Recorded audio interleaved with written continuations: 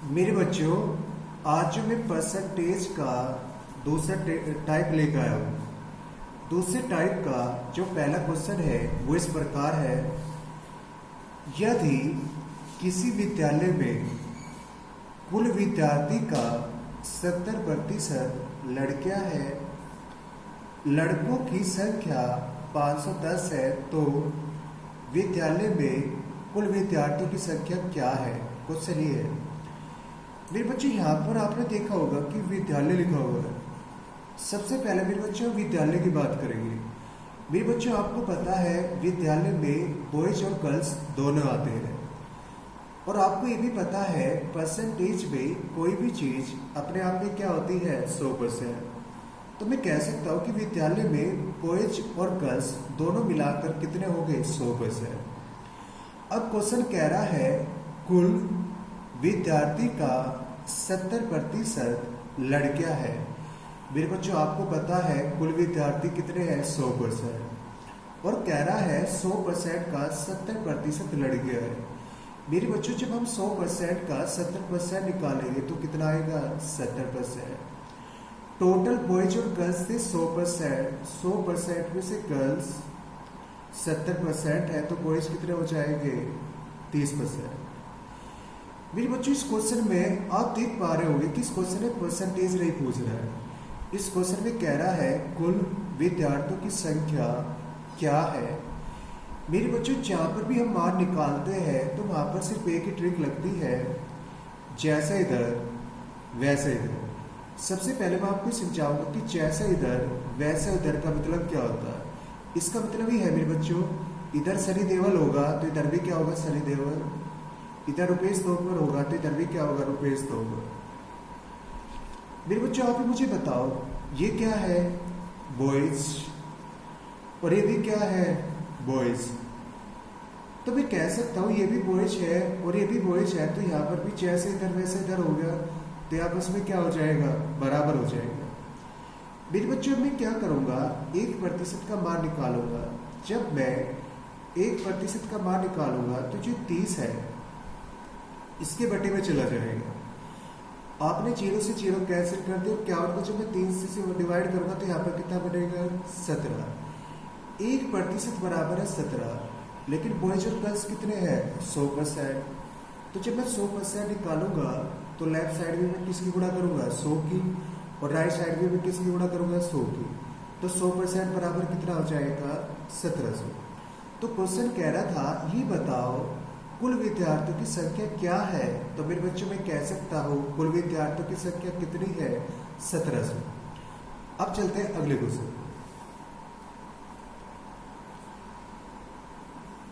एक व्यक्ति अपनी मासिक आय का 17% बचत करता है।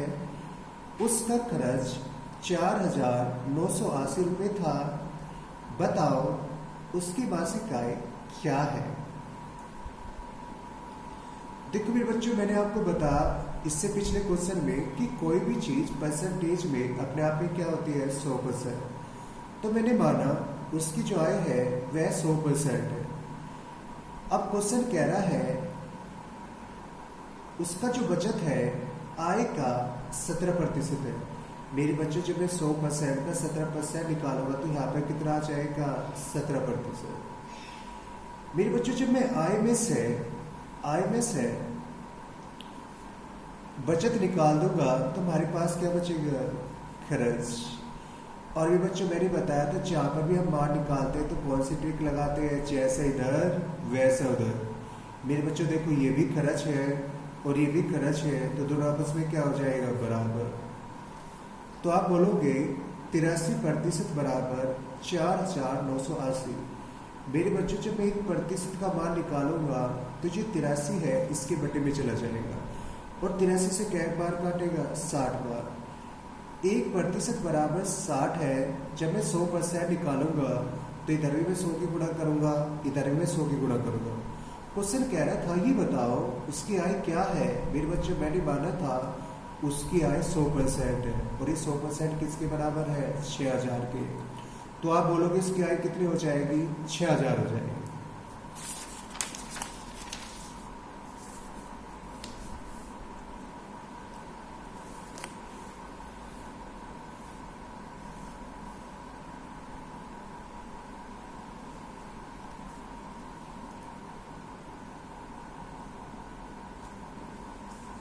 देखो मेरे बच्चों अगला क्वेश्चन, अनुज को एक परीक्षा में उत्तीर्ण होने के लिए 36% अंक प्राप्त करने थे।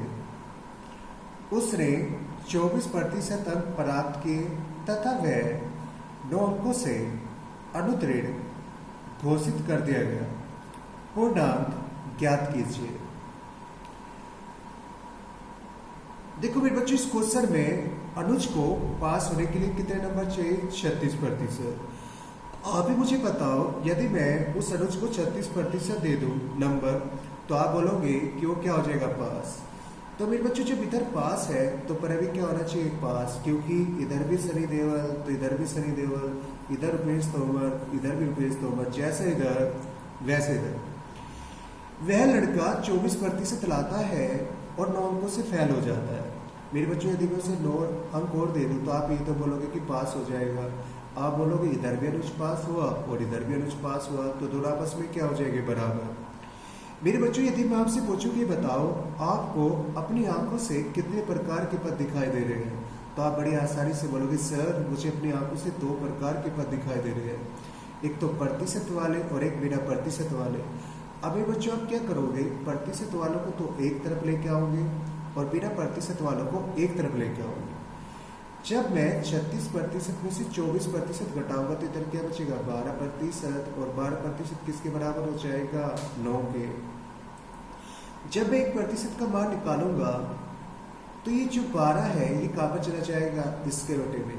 और मैंने बताया था कोई भी चीज अपने आप में क्या होती है? 100%। तो ये पूर्णांक क्या हो गए? 100%।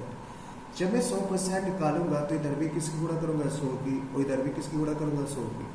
तो 100% बराबर कितना हो जाएगा? 100% बराबर कितना हो जाएगा? 75। तो इस क्वेश्चन में जो पूर्णांक होगा वो कितना होगा? 75 होगा। अगला क्वेश्चन, एक परीक्षा में एक छात्र को 36% अंक उत्तीर्ण होने के लिए चाहिए।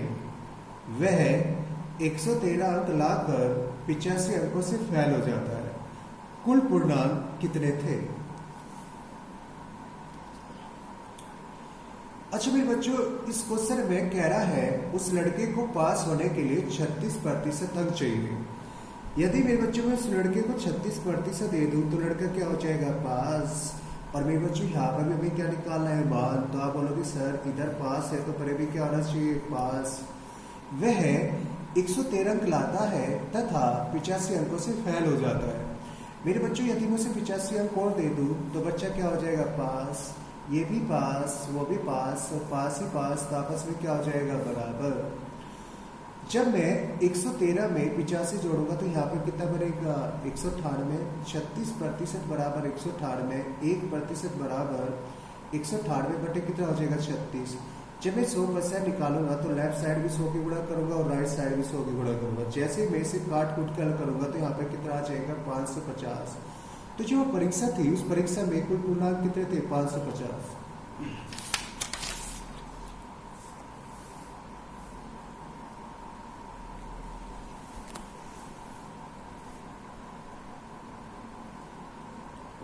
अच्छा मेरे बच्चों अगले क्वेश्चन पे चलते हैं। यदि किसी विद्यालय में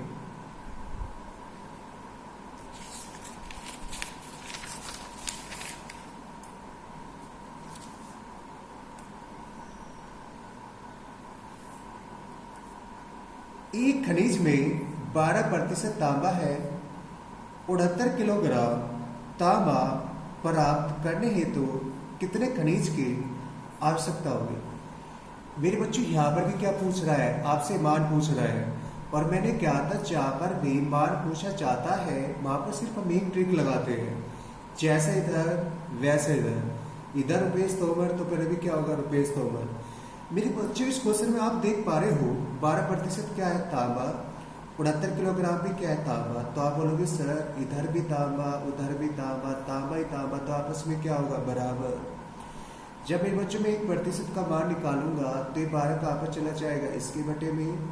और मैंने बताया था कोई भी चीज अपने आप में क्या होती है? 100%। तो यहाँ पर खनिज क्या होगा? 100%। तो 100% निकालने के लिए मैं इधर भी 100 की गुणा करूंगा, इधर भी। जैसे से मैं काट कूट के हल करूंगा तो यहाँ पर कितना आंसर आएगा 575। तो क्वेश्चन कह रहा था ये बताओ इस पर्सन में कितना खनिज था, तो 575।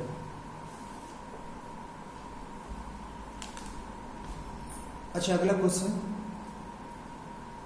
5% कमीशन काटने के बाद एक टीवी का प्राइस 38,380 रुपये हो जाता है, इसका प्रारंभिक प्राइस क्या है। मेरे बच्चों यहाँ पर भी आपसे क्या पूछ रहा है, मान। और मैंने बताया था जहाँ पर भी मान निकालते हैं वहां पर हम कौन से टिक लगाएंगे, बोलो, जैसे इधर वैसे इधर। मेरे बच्चों मैंने माना उसका जो स्टार्टिंग का प्राइस था वो क्या था 100%। स्टार्टिंग का प्राइस क्या था 100%। कह रहा है 5% कमीशन काट लेता है। यदि मैं आपसे पूछूं कि ये बताओ 5% कमीशन काटने के बाद कितना प्राइस होगा, तो आप बोलोगे सर 95%।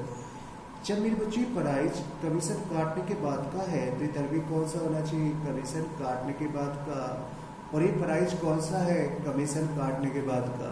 ये भी कमीशन काटने के बाद का, ये भी कमीशन काटने के बाद का, जैसा इधर वैसा इधर, तो आपस में क्या होगा, बराबर। जब 1% निकालूंगा तो 95 कहाँ पर चला जाएगा, बटे में। और मैंने आपको बताया था स्टार्टिंग का प्राइस अपने आप में क्या होता है 100%। तो जब मैं 100% निकालूंगा तो लेफ्ट साइड भी किसकी गुणा करूंगा 100 की, और राइट साइड भी किसकी गुणा करूंगा मेरे बच्चों में 100 की। जैसे मेरे बच्चों इसे मैं हल करूंगा तो इसे हल करके यहाँ पे कितना आ जाएगा 100% बराबर इतना। मेरे बच्चों बस आज के लिए इतना ही रखते हैं। यदि वीडियो पसंद आए तो मेरे बच्चों लाइक और सब्सक्राइब दोनों करना।